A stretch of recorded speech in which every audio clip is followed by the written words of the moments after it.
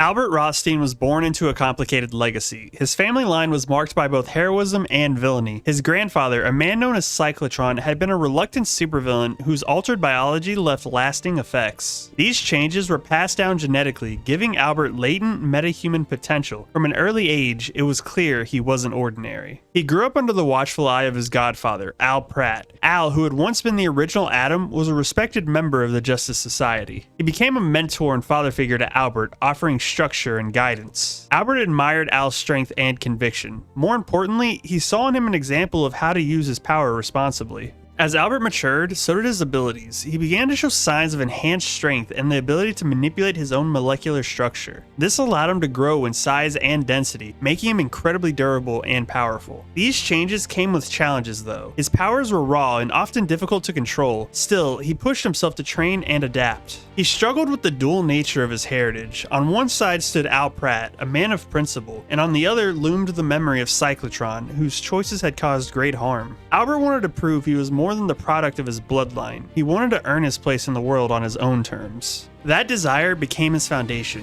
He chose to become a hero not because it was expected of him, but because he believed in the purpose it served. With strength, determination, and a growing sense of duty, Albert Rothstein began his journey toward becoming the man who would one day be known as Atom Smasher. Albert began his superhero career using the name Nuklon. He wanted to stand out and build something of his own. His grandfather, Al Pratt, had been the original Atom, but Albert didn't want to follow directly in his footsteps. He needed an identity that felt separate. He eventually became a founding member of Infinity Inc. The team was made up of the sons, daughters, and protégés of the Justice Society of America. Some of his teammates included Jade and Obsidian, who were the twin siblings fathered by Alan Scott. There was also Brainwave Jr. and Silver Scarab, who would eventually one day take the mantle of Dr. Fate. They were young and unproven. Many people doubted them and saw them as inexperienced. That doubt, though, pushed Albert to work even harder. He wanted to earn respect and prove that he was more than just a legacy. Albert quickly became the team's powerhouse. His ability to grow larger and increase his molecular density made him strong and durable. At first, he struggled to control those abilities. Growing too large would exhaust him. Increasing his weight could make him powerful, but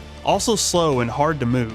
He spent hours training on his own. He practiced growing only a few feet taller instead of jumping to his full height. He worked on staying balanced during movement and striking with control. Despite his physical strength, Albert lacked confidence. He didn't see himself as a leader or a planner. He often stayed quiet during strategy discussions and let others take charge. But when his time came to act, he never hesitated. He was usually the first one to move. His teammates began to rely on him. They knew that he would always protect them and follow through. Albert formed strong friendships during this time. He became especially close with Obsidian. Both of them carried the weight of famous parents and complicated legacies. Those friendships helped him stay grounded. They reminded him that he wasn't alone in trying to prove himself. As the team gained more experience, Albert began to change. The name Nuklon started to feel like something from his past. It had served its purpose, but he no longer needed to stand apart from Al Pratt. He began to accept that honoring his godfather shouldn't mean losing himself. He was ready to step forward with a new sense of purpose. His journey was no longer about trying to belong. It was about becoming the man he was meant to be.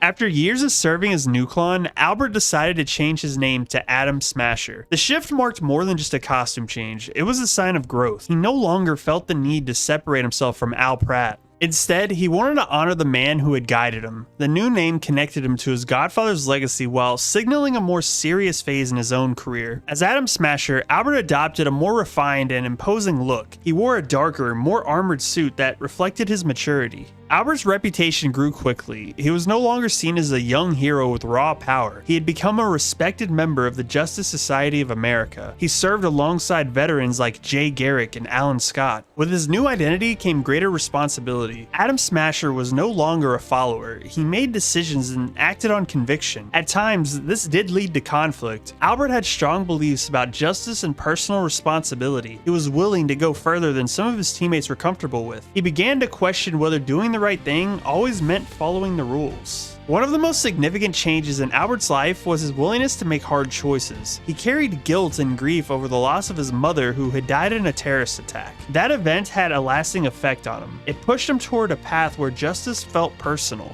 He tracked the man down responsible for her death and made the decision to kill him. It was a choice that caused tension within the Justice Society. Some of the members believed he had crossed the line, while others understood his pain but could not condone his actions. This period shaped Albert in lasting ways. He was still a hero, but now one with deeper scars. He carried the weight of his choices without excuses. He didn't ask for forgiveness, he simply kept moving forward. The name Atom Smasher came to represent both the strength of his body and the heaviness of his conscience. Through it all, Albert never stopped striving to do better. He knew he had flaws and he knew he had made mistakes, but he also knew that his heart was in the right place. As Atom Smasher, he stood not just as a symbol of strength, but as a man shaped by experience, guided by loyalty, and defined by his willingness to stand tall in every sense of the word. Albert Rothstein's story is one of strength, loss, and growth. He didn't become a hero for attention. He earned that role through dedication and sacrifice. His journey was shaped by the people he admired and the pain he carried. As Atom Smasher, he chose to honor the legacy of his godfather. He stepped out of the shadow of his past and accepted the responsibility that came with power. He was never the loudest voice or the most celebrated figure, but he stayed steady. He stayed true. His decision to kill the man connected to his mother's death changed everything. It pushed him into conflict with those he once stood beside. It forced him to face judgment from the very people he called friends. He didn't run from that moment though. He stood by it, not for pride but for principle.